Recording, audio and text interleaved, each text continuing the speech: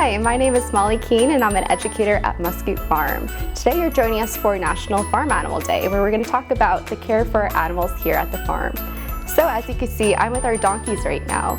So Felix over here is a miniature donkey, and what we like to do is take them on walks, we groom them, we make sure that they're eating proper nutrition. As he's getting up there a little bit, he's 27.5 years old, we feed him something called senior feed to make sure he's getting all the nutrients that he needs at his age. After we're done feeding and giving them fresh water and hay, we take them outside to their outdoor pens, so that way they can have a nice sunny day outside. They get to roll around in the grass, which they love to do, and then at the end of the day, we come back in and we bring them inside here for the night.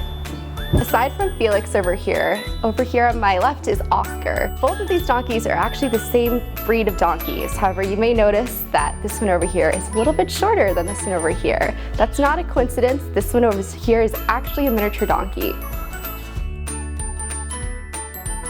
Hi, my name is Brandy Keenan and I'm an educator here at Muscoot Farm. Today I am with our Southdown sheep.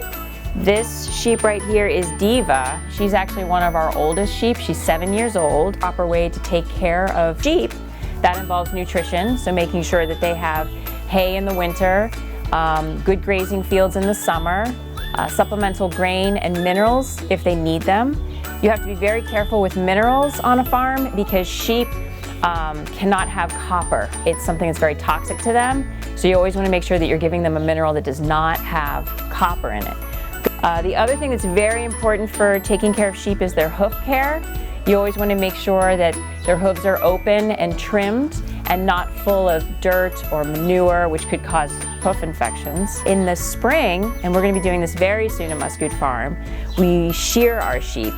And if I put my fingers into her wool, they go up to my knuckles, which means that she has a pretty good fleece on her, and we'll be shearing her on Mother's Day.